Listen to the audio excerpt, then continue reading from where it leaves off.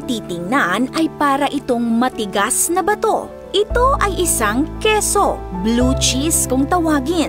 At ang nakikita ninyong maitim ay mold o amag.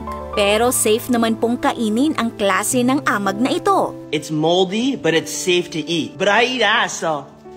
Ito naman ang itinuturing na hari ng mga keso, ang Parmigiano Reggiano. Galing ito sa Italy at merong flavor na salty, nutty, minsan fruity o grassy at manamis-namis. Kaya marami ang direkta nang nilalagay ang pasta sa ibabaw nito para makuha ang napaka-unique nitong flavor. At para malaman kung ready nang kainin ang keso ay pinupukpok nila ito. Ito naman ang pinakamatigas na keso sa mundo, ang Chirpy. Parang bato sa tigas.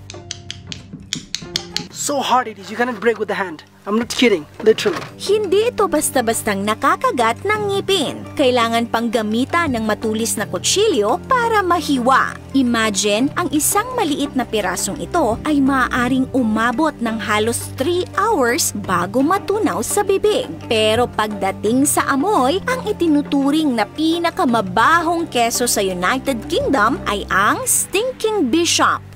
Oh, God! Marami ang nagsasabi na ang amoy nito ay parang isang mabahong medyas o bulok na manok. Ganito ang panlabas na itsura ng Stinking Bishop. Napakaganda ng kulay. Medyo malambot din ang loob nito. Pero mas nakilala ito sa kanyang napakatapang na amoy. Isang farm lamang ang gumagawa ng kesong ito sa mundo. Ito ay ang Charles Martel & Son sa United Kingdom. Gumagamit sila ng gatas ng baka at nilalagyan ng rennet, isang substance na ginagamit para kumapal ang gatas at makagawa ng keso. Pero ang dahilan sa mabahong amoy ng Stinking Bishop ay ang pear cider na kung tawagin ay perry. Ang perry ay mula sa prutas na Stinking Bishop pear o tinatawag ding Moorcroft pear. Dito nagmula ang pangalan ng keso. Gamit ang perry ay huhugasan nila ang keso na 1 day old pa lang. Ito ay para mas maabsorb ng keso ang flavor ng perry. Itatabi muna ito sa loob ng 2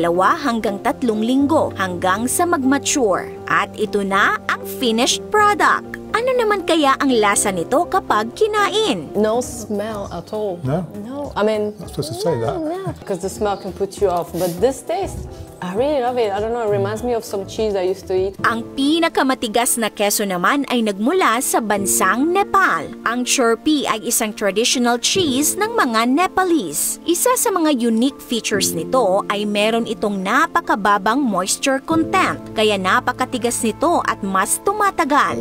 Gawa ito sa gatas ng Chowri, isang breed na kombinasyon ng lalaking yak at babaeng baka. Niluluto muna ang gatas, hinihiwalay ang gatas at inaalis ang taba. Pagkatapos ay nilalagyan ng sour yogurt ang gatas. Tinatabi ito sa loob ng 24 hours, kinakat at pinapatuyo sa apoy. Kapag napatuyo at nailagay ito ng maayos sa loob ng balat ng hayop, ang Chirpy ay tumatagal ng 20 years nang hindi inaamag. Habang tumatagal ay lalo itong tumitigas. Meron daw itong smoky na amoy at manamis-namis na lasa. Healthy at nutritious daw ng Chirpy dahil sagana ito sa protein at mababa sa fat. Isa rin daw sa nagpadagdag sa nutritional value at unique na lasa ng Chirpy ay ang mga espesyal na damo at halamang gamot na kinakain ng mga Chowri.